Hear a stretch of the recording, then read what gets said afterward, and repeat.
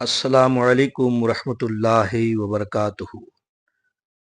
دوستو، بزرگوں، آپ سبھی کا استقبال ہے، خیر مقدم ہے، سواگت ہے میرے اس چینل عامل حکیم پر۔ ذرا اچھے سے، بڑے دھیان سے، بڑے غور سے آج کے اس ویڈیو کو آپ لوگ دیکھیے اور سنیے۔ اللہ تبارک و تعالیٰ نے انسان اور جن کو کیوں پیدا کیا آپ نے بارہا سنا ہے۔ اس ٹاپک پر، ان باتوں پر روشنی ڈالنے والے ہیں مفتی سلمان اظہری صاحب۔ آپ سبھی جانتے ہیں کہ مفتی سلمان اظہری صاحب کا جو بیان کا طریقہ ہوتا ہے، انداز ہوتا ہے، انداز خطاب، انداز بیان بڑا ہی زوردار اور نرالا ہوتا ہے۔ آج میں آپ سبھی کے سامنے مفتی سلمان اظہری صاحب کا بڑا ہی زوردار اور علمی بیان یعنی خطاب پیش کرنے جا رہا ہوں۔ آپ لوگوں سے گزارش ہے کہ شروع سے آخر تک اس ویڈیو کو دیکھیے اور غور سے سنیے۔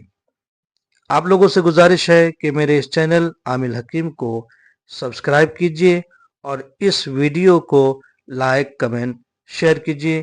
لیجیے آپ کے سامنے جناب مفتی سلمان اظہری صاحب کا زوردار خطاب بغور سماعت فرمائیں۔ وما خلقت الجن والانس الا لیعبدون، ہم نے انسانوں اور جنات کو صرف اپنی عبادت کے لیے پیدا کیا ہے۔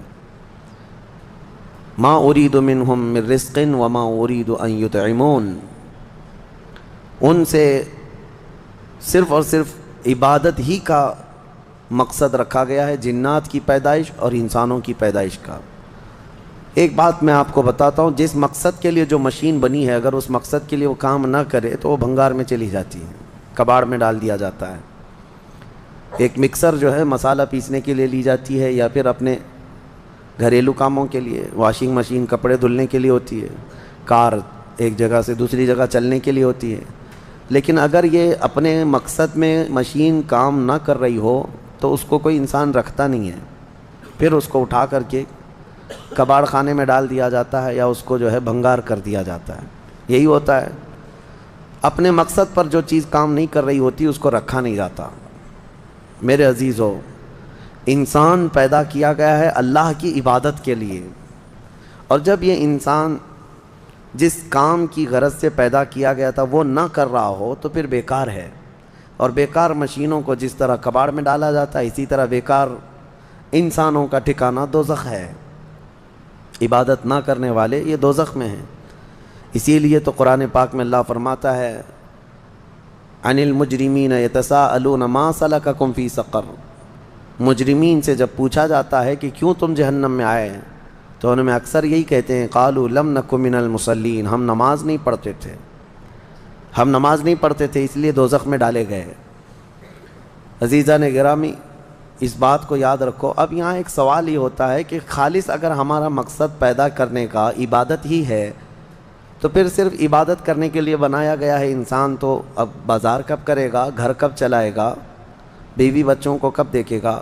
خالص یہ عبادت کے لیے پیدا کیا گیا ہے، تو پھر باقی سارے کام جو کر رہا ہے اس کا کیا ہے؟ میں آپ کو بتاتا ہوں۔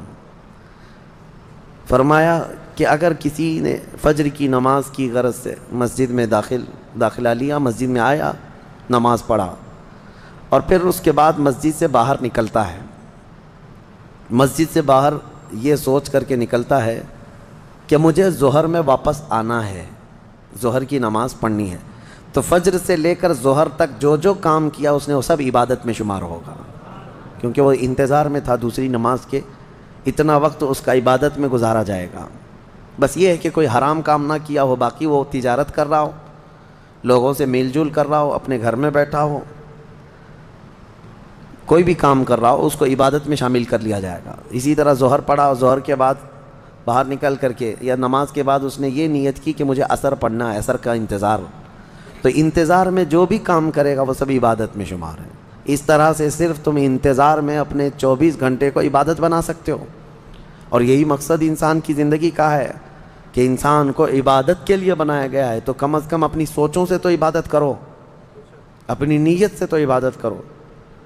آپ یہاں بیٹھے ہیں، بلکہ اللہ کریم کا یہ اس کے دریائے رحمت کو کون جانے۔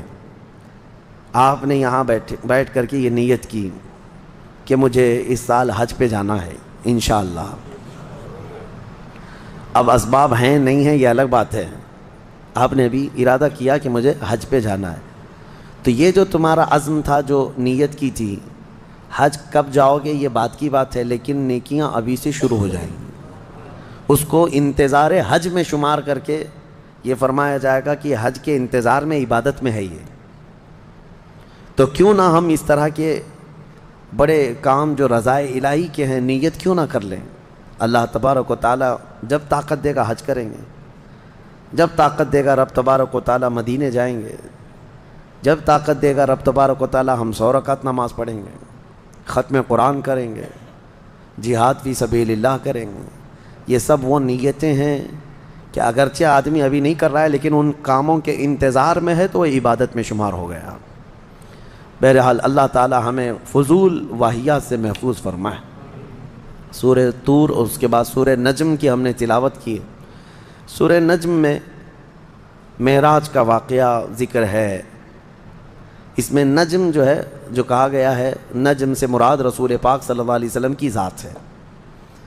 ستارہ، تارہ، قسم یاد فرمائی اللہ تعالیٰ نے، اور تارے کی قسم جب وہ اتر رہا تھا، تو یہاں مفسرین فرماتے ہیں اس تارے سے مراد نبی پاک کی ذات ہے، نبی اکرم صلی اللہ تعالیٰ علیہ وسلم۔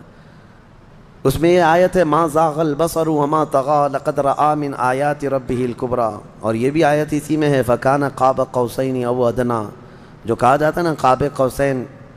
قاب قوسین سے مطلب کیا ہے کہ نبی پاک صلی اللہ علیہ وسلم اللہ کریم کی بارگاہ میں معراج کی شب اتنے قریب ہو گئے تھے جتنا 2 کمانوں کا بھی فاصلہ نہیں رہ جاتا، 2 کمانوں کا فاصلہ نہ رہ جائے، اتنا قریب۔ اور پھر قرآن میں یہ فرمایا گیا کہ نبی پاک صلی اللہ علیہ وسلم اپنے رب کو ایسے دیکھتے رہے کہ آپ نے پلک بھی نہیں جھپکی، نہ آنکھ ادھر ادھر ہوئی نہ پلک جھپکی، بلکہ حضور پاک صلی اللہ علیہ وسلم اپنے رب ذوالجلال کا، اس کی ذات کا مشاہدہ پوری اپنے ماتھے کی آنکھوں سے کرتے رہے۔ اس کا تذکرہ ہے۔ اب اسی لیے فرمایا گیا کس نے دیکھا یہ موسیٰ سے پوچھے کوئی، آنکھ والوں کی ہمت پہ لاکھوں سلام۔ یہاں پر میں ایک نکتہ عرض کرنا چاہتا ہوں۔ سیدنا موسیٰ کلیم اللہ علیہ السلام اللہ کی بارگاہ میں یہ بار بار عرض کرتے تھے نا کہ اے اللہ تو مجھے اپنا دیدار کرا دے، اپنا دیدار کرا دے۔ رب تعالیٰ نے فرمایا تھا لن ترانی، تم مجھے نہیں دیکھ سکتے، لیکن بہت جب اصرار کیا سیدنا موسیٰ علیہ السلام نے تو اللہ نے فرمایا آؤ کوہ طور پہ۔ طور پہاڑی جو ہے یہ سینا ایک علاقہ ہے مصر میں، وہاں موجود ہے۔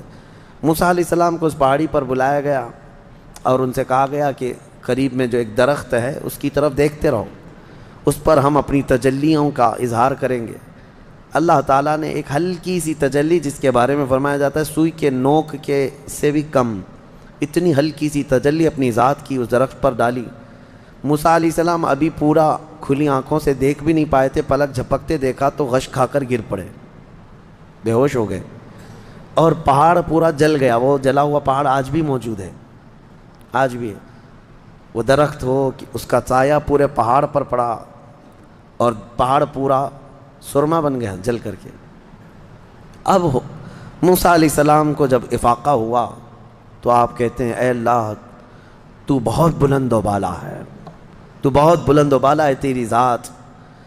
اس کے بعد موسیٰ علیہ السلام جب اپنی قوم میں آئے تو ان کی آنکھوں کی روشنی کا حال یہ تھا کہ وہ 3 میل دور، یعنی تقریباً 4.5 کلومیٹر، 4.5 کلومیٹر اندھیری رات میں کسی کالے پتھر پر ایک کالی چونٹی بھی رینگتی ہو تو حضرت موسیٰ علیہ السلام دیکھ لیتے تھے۔ اور ان کی آنکھوں میں آنکھیں ڈال کر کے اگر کوئی غور سے دیکھتا تو اندھا ہو جاتا۔ موسیٰ علیہ السلام کی آنکھوں میں جو جلال تھا، وہ ہلکی سی تجلی جو آپ نے دیکھی تھی کوہ طور پر، تب آنکھوں کی روشنی کا حال یہ تھا اور ان کی آنکھوں کے جلال کا حال یہ تھا کہ کوئی آنکھوں سے آنکھیں ملا کے دیکھ نہیں پاتا۔ اور سخت سیاہ رات میں 4.5 کلومیٹر دور اگر کسی پتھر پر چونٹی رینگ رہی ہو تو موسیٰ علیہ السلام دیکھ لیتے تھے۔ یہ ہلکی تجلی دیکھنے والوں کی آنکھوں کا حال ہے، اور جو رب ذوالجلال کی پوری ذات کا مشاہدہ کیا ہو اس سرور عالم صلی اللہ تعالیٰ علیہ وسلم کی آنکھوں کا حال کیا ہوگا؟ اور کوئی غیب کیا تم سے نہاں ہو بھلا یا رسول اللہ، جب نہ خدا ہی چھپا تم پہ کروڑوں درود۔ اسی لیے فرمایا اعلیٰ حضرت نے، جس طرف اٹھ گئی دم میں دم آ گیا، اس نگاہ عنایت پہ لاکھوں سلام۔ دوستو، میں امید کرتا ہوں کہ آپ لوگوں کو یہ ویڈیو پسند آیا ہوگا۔ اگر آپ لوگوں کو یہ ویڈیو اچھا لگا، پسند آیا، تو آپ لوگ اس ویڈیو کو زیادہ سے زیادہ شیئر کیجئے، کمنٹ کیجئے، لائک کیجئے، اور میرے اس چینل عامل حکیم کو سبسکرائب ضرور کیجئے۔ اسی طرح کے اچھے ویڈیوز آپ پاتے رہیں گے ہمارے اس چینل سے۔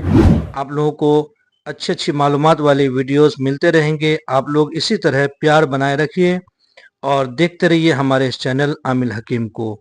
اللہ تعالی ہم سب کی حفاظت فرمائے، آپ سب کی حفاظت فرمائے۔ السلام علیکم، اللہ حافظ۔